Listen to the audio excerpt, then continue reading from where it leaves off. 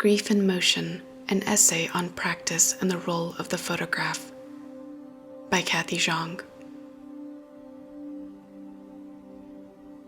Some of my earliest memories in life were spent looking at old family photographs that my parents kept in several miscellaneous boxes and containers. There were loose, incomplete photo albums, some completely filled, and some photos that simply sat in thick, overflowing envelopes. There wasn't a process, no chronology to be found in these collections, just space for these photos to mingle and to remind. So many different occasions had been documented in these images, and some just ordinary day-to-day documentation of life in the early years of my family's transition to the United States. Perhaps the more memorable images are portraits of my parents, still young, married or unmarried, standing awkwardly with family and relatives, facing the camera, expressionless. Other images, like my family's identification photos taken in Thai refugee camps, are ones that continue to stay with me, especially the ones of my older siblings, who were ages 8, 6, and 5 at the time, with the fourth and youngest among them having only turned 4 months old. In short, these photos have long haunted me. To think that these images had survived the secret war in Laos, life across the Mekong River in Thai refugee camps, and then the transition to the United States. Post-war, it was a rarity for Hmong families to be in possession of such documentation. I felt that weight whenever I looked upon them, as these were the images of my parents and siblings who were not meant to survive genocide. For those who have been graced with impossible heirlooms, we understand very little, but inherit so much. As part of that inheritance, it's the role of the photograph and its stark reminders of history, time, and memory. Memories not quite your own, that have all taken many forms in my poetry as I attempt to unroll the film of my own grief and loss buried inside. Before the photos, there were songs sung by my parents, ballads of death and sorrow that resounded deeply in the open fields and in the halls and rooms of my childhood home in Fresno. This art form, better known as Khaty, was the first sound. It is here in these oratory origins where my poetry practice began.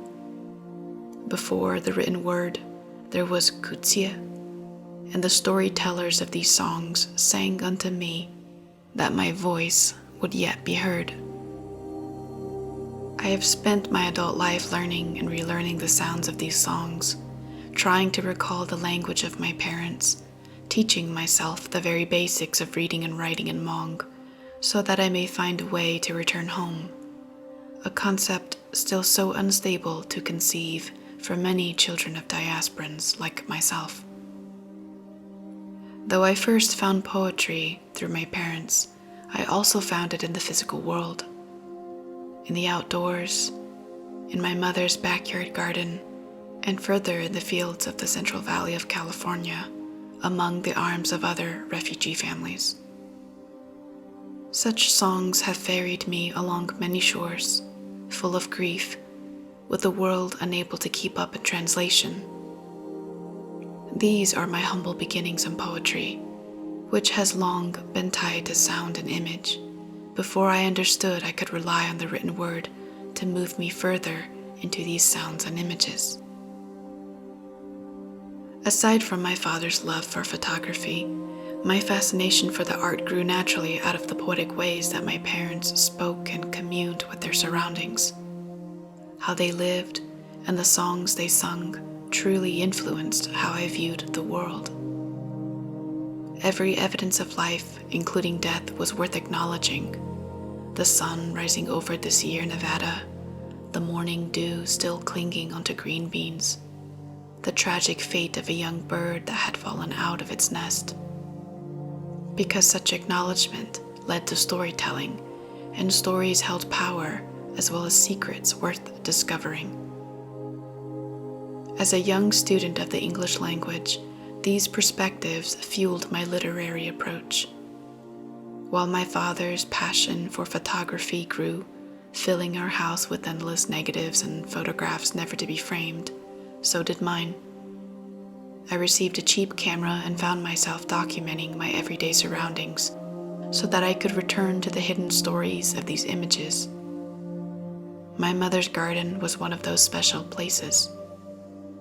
The abandoned, overgrown vineyard outside of our neighborhood was also a place of constant visits, with vultures and coyotes as fleeting guests. Though I did not often have my camera with me in the fields where my parents and I picked vegetables for other farmers, these lands and the people moved me. These were the spaces where I thrived, the same places that I recall in my poetry when I am feeling homesick, or in recent cases when I am grieving for my late mother, whose sudden passing in 2016 remains a deep wound for me.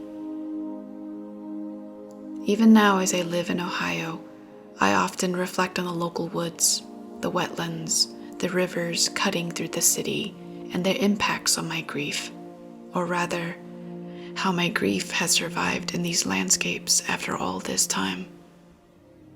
I think of how my grief work and poetry has borrowed from various geographies that are not my own: Laos, Thailand, California, Montana, Ohio, and how I still carry my family's photographs and the memories of those photographs, which are, in their own way, relics of lost geography inside my writing, because they act as a kind of compass. It's not that my poetry relies on direction per se, but I rely on these images to help me move through the ever-changing landscape of my grief. When the world seems to have fallen away, I find it right back in my poems and in the photos I take. I think of my family's photos that laid the foundation for my grief work, that taught me how to look and how to imagine, how to remember. As a daughter of survivors who's long observed my parents' despair, their grief in motion, at the farms, the grocery store, among the foliage of our backyard, I turn to poetry for strength. The strength to live when I don't want to, and for the courage to keep embracing all the losses along the way. As is the case where no one can exactly see the same composition as I am seeing through my camera's viewfinder, no one can grieve for me my own grief, nor write these poems for me. My mother's passing will remain a difficult lens to look through. Her youthful face in those photos taken in Laos and Thailand, her memories and the voice she had that all died with her, the backyard garden left behind with no one to care for it, with the kind of knowledge and nurture she had sown into it.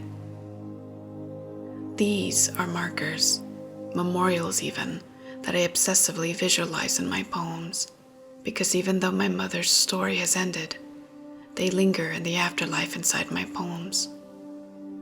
Just how many ways can I keep her? Who or what will cross my view in the next poem? Can I keep doing this? The inheritance of impossible questions. But I will look for any willing sign, right through the dark, and greet the missing sun nestling in my mother's right eye.